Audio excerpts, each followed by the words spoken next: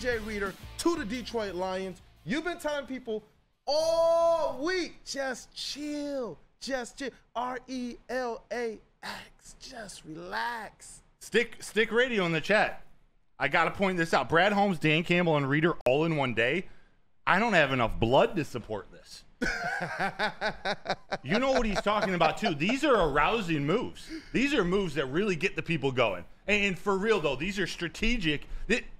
We're just going to talk about DJ Reader for a second. This is a strategic move to bring out the best of everybody around him on this defense. Yes. This is a massive human being, a Super Bowl appearing defensive tackle who has experience from some of the greatest defensive tackles this league has seen, coming to Detroit, choosing to come to Detroit. He's a two-time team captain for the Bengals, but he wants to come to this new environment, this new team. He feels the energy, like we saw in that clip coming out of the break. He feels the energy coming out of this entire organization, coming to this building, them giving him a chance. After 2 torn quads, he's still rehabbing the most recent one. He expects to be ready for the opening, the first week of the season, if not much sooner. But to come in and have these conversations with Dan Campbell and Brad Holmes, we're going to play a few clips, but he talks about just the faith that they had in him, the conversations they had. Brad Holmes sees that he's a gamer. He sees that, he said this to Marcus Davenport too, he sees the appreciation of him playing football whenever he can get out on the field. So these are the type of guys they're taking a chance on. And the chance on DJ Reader, the 2-year chance with only $9 million guaranteed, this is an epic move for this defense because he is a run-stuffing defensive tackle. The stats, he might not blow you away with stats or sack numbers. He eats up blocks. He eats up double teams so that Aleem McNeil can run free. He can get there and get the quarterback. He can sack the quarterback. Aiden Hutchinson, his game is going to go like this, directly up. This opens him up. This opens Jack Campbell up, the linebackers behind him coming in on the run. This secondary, they didn't sign L'Jarius Sneed.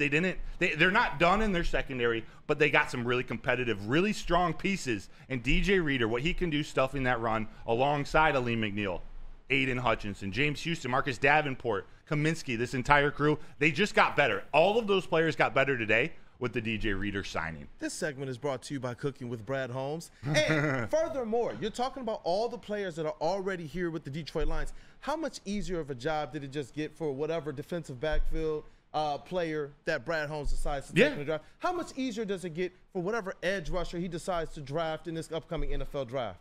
Think about that. You're talking about a guy who eats up blocks. We're talking about a guy who's going to have to be absolutely game plan for health. Obviously, we're going to continue to say health aside. I believe he's going to have a healthy year. Yeah. That's just me. I believe that Brad Holmes at this point in time understands that there's an opportunity and there's a time where you want to take risks and take chances on players. But right now with the Super Bowl window, you have to be sure about the deals that you're making. And at this point in time, I'm trusting in what Brad's doing, and I'm liking what Brad's doing. And they're not giving 2-year deals if they don't believe that he can come and contribute in year one. If they don't believe, if the medical staff, I should be clear about that, if their medical staff wasn't confident that he can come back from this injury and be the player that he was, which after his first torn quad, you know what happened that next year?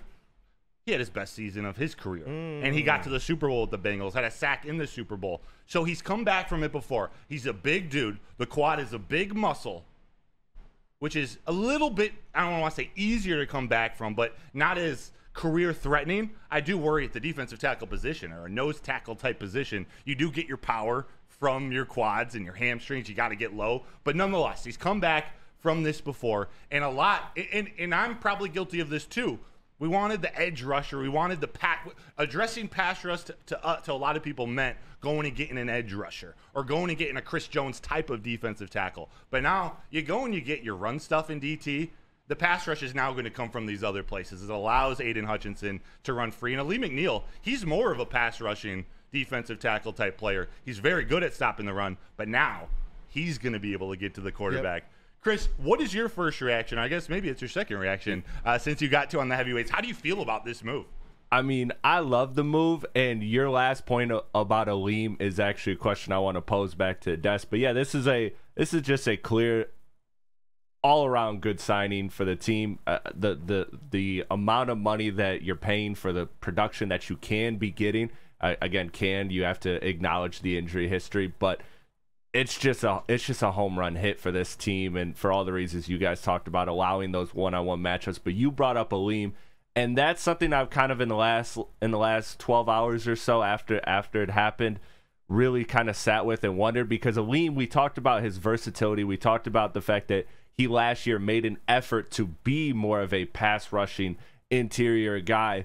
So does this DJ Reader signing, does that open that up more for him, or do you think that kind of makes him kind of be able to go back to what he was before? Because you look at Easy had some comparisons to I forget who it was yesterday, but Aleem is on a very good trajectory to reach like a high sack number and be that guy. But I almost wonder if this signing kind of allows him to be Aleem again, and he doesn't necessarily have to transform into the sack guards, which he's shown he's good at. Yeah. But I wonder, where he's at with it, the versatility wise. All right, so after I answer you, JB, I'm hoping you can play the clip of DJ Reader loving the physicality of this position. Oh yeah. But I think it will depend, Chris, on what they do next or what type of move, because they're going to add to the defensive line. Are they going to go after a veteran edge rusher or an edge rusher in the draft? Are they going to go after another veteran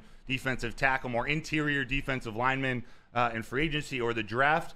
It's to be seen, but I think this is an opportunity where they're going to let Aleem turn into more of a pass rushing specialist, or maybe not specialist, enhance his pass rushing strengths versus reverting to more of his run defense strengths.